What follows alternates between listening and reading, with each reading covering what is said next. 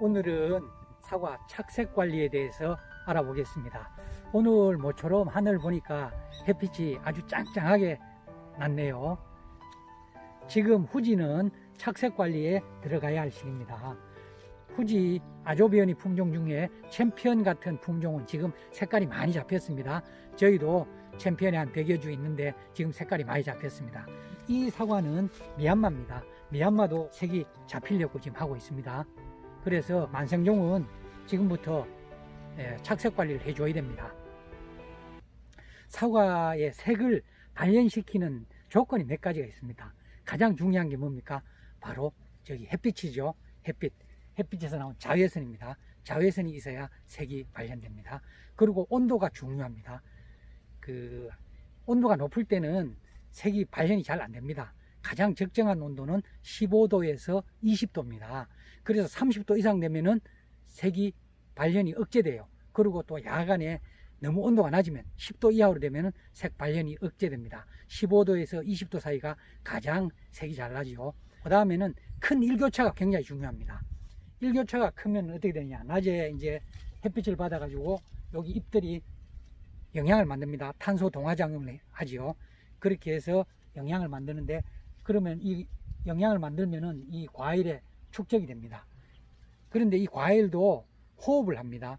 그러면은 일교차가 크지 않으면 밤에 야간 온도가 높죠. 높으면 어떻게 되느냐?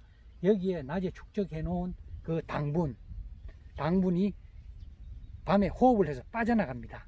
그래서 색깔이 잘 나지 않죠. 그런데 이제 온도가 낮아지면은 여기 과일에 축적된 그 탄수화물이 빠져나가지 않고, 호흡을 해서 빠져나가지 않고 그대로 계속 축적되기 때문에 색깔이 빨리 나고 색깔이 잘 납니다. 일교차가 큰 청송, 봉화, 강원도 산지 이런 데는 어떻습니까? 이 탄수화물이 이게 축적이 돼 가지고 빠져나가지 않기 때문에 야간에 호흡을 적게 하기 때문에 색깔이 잘 나고 맛도 좋죠. 사과의 색을 붉게 내는 색소가 안토시아닌입니다. 안토시아닌은 과일이나 채소의 색깔을 내는 색소입니다. 이 안토시아닌은 그 항산화 물질인 플라보노이드 계열 물질입니다. 그런데 이 안토시아닌은 이 탄수화물이 있어야 생성이 됩니다. 그러니까 뭡니까? 바로 잎이 탄소 동화 작용을 해서 탄수화물을 만들면은 그게 있어야 그 색을 발현시키는 안토시아닌이 생성이 된다는 것입니다. 그래서 이 안토시아닌이 굉장히 중요합니다. 그런데 이제 탄수화물, 그 탄수화물은 뭡니까? 여기에 이제 탄수화물 당이라고 하죠. 당, 뭐 포도당, 과당 이처럼 당입니다. 탄수화물은 그야말로 탄소, 수, 물숫자지요. 탄소와 물의 화합물입니다. 과일도 이 탄수화물을 축적을 해야 되는데, 이게 뭐 바로 탄수화물이 뭡니까? 생명의 원천이고, 그 다음에 그 자동차로 치면은 그 에너지 원천이 뭐죠? 휘발유죠. 자동차의 휘발유에 해당되는 것이 바로 이 과일에서도 이 당분입니다. 탄수화물. 이 과일에 있는 당분은 보통 뭡니까? 과일의 당이라 과당, 그 다음에 포도당이죠. 이 당분의 종류는 여러 가지 많습니다. 우리가 잘 아는 설탕, 엿당도 이게 당이고요. 그 다음에 우리 고구마, 감자에 있는 그 전분, 그것도 당이죠. 그래서 탄수화물이 있어야 안토시아닌이 생성되는데, 안토시아닌은 바로 뭡니까? 햇빛, 자외선을 받아야 색이 발현됩니다. 그래서 안토시아닌만 많이 생성돼도 안 되죠. 그래서 햇빛이 굉장히 중요한 것입니다. 그런데 이제 우리가 여기 보면은 이 안쪽에 달린 사과들이 있습니다. 그죠? 이런 사과들은 햇빛을 잘 못 받아요. 그렇게 어떻게 됩니까? 색 발현이 잘 안 되는 겁니다. 그래서 미색과가 많은 이유가, 이 안쪽에 달린 사과는 햇빛을 잘 못 받기 때문에 미색과가 많아요. 그래서 여기 안에 있는 사과들은 안토시아닌이 있어도 햇빛을 적게 받기 때문에 미색과가 나니까, 이걸 햇빛을 많이 받게 해주려면 어떻게 해야 됩니까? 밑에 반사 필름을 깔아야 되겠죠. 그래서 자외선을 받게 해줘야 됩니다. 그 다음에 또 색을 잘 나게 해주는 또 요인이 또 한 가지 있습니다. 그게 뭐냐면은, 사과에 스트레스를 주면은 사과 색이 발현됩니다. 사람이 강한 스트레스를 받으면 어떻게 됩니까? 몸에서 독이 나온다 그러죠. 그래서 침을 분석해 보면 침이 그 독이 된답니다. 스트레스를 받으면. 그런데 사과는 강한 스트레스를 받으면 어떻게 하느냐? 이 사과는 스트레스를 뭘로 푸느냐? 색 발현으로 풀어요. 그래서 우리가 그 사과에 색을 나기 위해서 바닷물을 살포하는 경우가 있습니다. 바닷물은 이게 강한 성분이에요. 그래서 그 바닷물을 살포하면은 이 색나는 데 도움이 되는 이유가 바로 거기에 있습니다. 사과에 스트레스를 주기 때문에 색이 발현되는 겁니다. 9월 중순부터 수확기까지 사과 착색 관리에서 가장 중요한 시기죠. 그런데 사실 사과 착색 관리는 1년 내내 하는 것입니다. 전쟁할 때는 뭡니까? 그 과분한 가지를 드러내 가지고 그 햇빛이 잘 들어갈 수 있도록 그 광 환경을 개선해 줘야 되죠. 그게 바로 또 착색 관리입니다. 그 다음에 뭡니까? 시비를 적정하게 해야 됩니다. 그렇죠? 실속기가 많으면 어떻게 됩니까? 나무는 잘 자라고 과일은 굵어지죠. 그런데 착색이 잘 안 됩니다. 색이 잘 안 나죠. 그건 왜 그러냐면은 질소가 안토시아닌 그 합성을 방해하기 때문에 그렇습니다. 질소기가 과하다 하면은 안토시아닌 생성이 적어져 가지고 이 색깔이 나도 어떻게 됐습니까? 검게 나거나 아니면 색이 잘 안 나고 그렇죠. 그래서 질소기가 적정해야 됩니다. 착색 증진을 위하여 그 다음에 해야 될 게 칼리 시입입니다. 칼리는 세포 활동이 왕성한 6월 말에서 8월 말 사이에 2, 3회 살포해주면 좋습니다. 칼리는 세포의 비대를 돕고 착색을 유도하지요. 이제 6월 말에서 8월 말 사이에 칼리를 2, 3회 시비하고 그 다음에는 9월 말에 또 칼리를 시비해주면 좋습니다. 그때는 색이 잘 나는 과원은 1회 정도, 그 다음에 색이 잘 안 나는 과원은 추가로 1, 2회 더 살포해 주시면 되겠습니다. 그 다음에 이제 9월 말부터 10월 초까지는 뭡니까? 저겹, 잎따기를 해야 됩니다. 그렇죠? 그런데 이거 잎따기를 할 때 조금 주의를 해야 될 사항이 있습니다. 옛날에는 보면은 잎따기 하면은 잎을 다 훑어버리면 좋은 줄 알고 그때는 막 잎을 다 훑어버렸죠. 그죠? 이거 막 훑어버렸다고 이렇게. 그런데 잎을 훑어버리면은 햇빛은 잘 받는데 어떻습니까? 가장 중요한 게 이 탄수화물 축적이 방해를 받습니다. 그 뭔 얘기냐면은 이 잎이 바로 탄수화물 공장입니다. 이 사과의 영양을 만드는 게 잎이죠. 탄수화물을 만드는 게 잎입니다. 그런데 이 잎을 많이 따 뿌리면은 탄수화물 그 생성이 줄어듭니다. 그러게 되면 탄수화물 생성이 적어지면 어떠냐? 탄수화물 당에서 안토시아닌이 생성되는데 안토시아닌 즉 사과의 색을 발현하는 색소인 안토시아닌 생성이 또 줄어듭니다. 그럼 어떻게 되냐?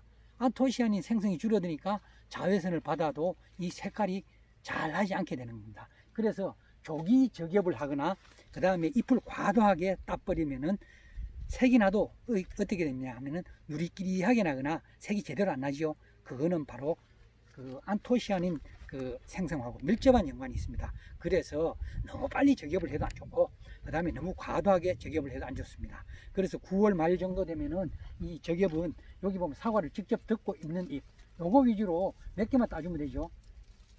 이렇게 따주면 됩니다.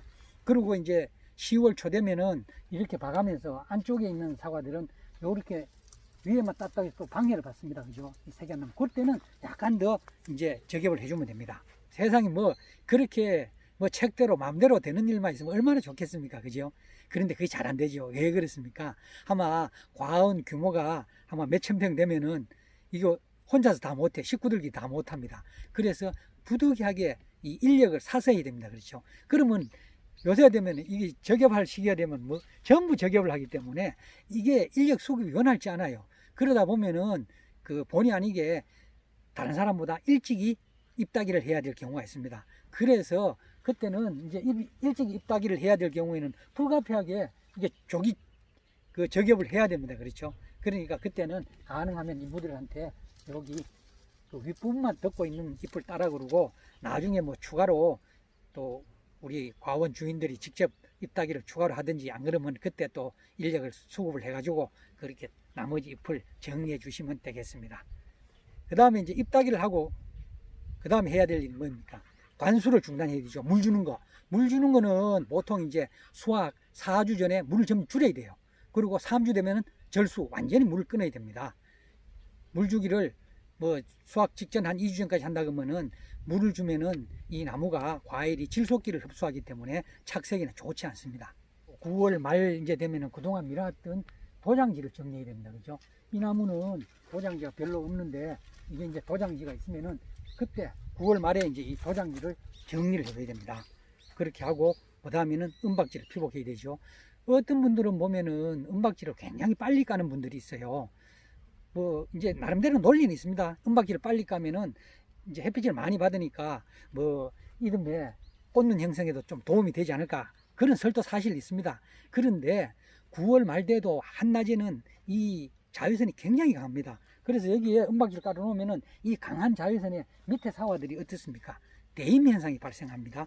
그렇죠. 그래서 자외선에 의한 일소 피해가 발생하기 때문에 그 너무 빨리 그 반사 필름을 피복하는 것도 좋지 않습니다. 그래서 그때 이제 장기 기상 상황을 한번 봐가면서 한 10월 초순경 이때 반사 필름을 피복하는 게 제일 좋은 것 같습니다.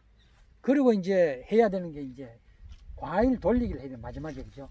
이 과일 돌리기를 해야 되는데, 실제로 이렇게 과일을 이런 식으로 덤성덤성 달아 놓으면은 그 과일 돌리기 할 일이 거의 없습니다. 이 적연만 해주고 하면 과일 돌리기 할 일은 없어요. 과일 돌리기는 어떤 경우에 많이 해야 되냐면, 과다 착과를 해가 과일끼리 막 붙었을 때, 그죠? 과일끼리 두 개가 붙어 있으면 붙은 면에서는 색깔이 안 납니다. 그래서 이걸 돌리기를 해야 돼요. 그런데 돌리다 보면은 과일도 떨어지고 이게 참 그 또 손실이 많이 생깁니다. 그래서 이제 과일 돌리기를 안 하기 위해서는 미리미리 적과할 때 이거를 좀 20cm 이상씩 이렇게 그 사과를 달아놓으면 과일 돌리기 할 일은 그렇게 많지 않아요.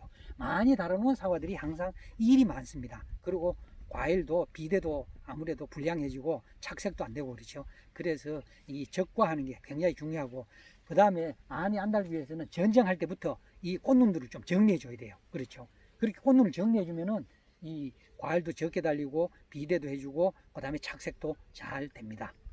이제 후지를 수확하는 기간이 얼마 남지 않았습니다. 마지막까지 전부 착색 관리를 잘 하셔서 수확의 기쁨을 누리시기 바랍니다. 감사합니다.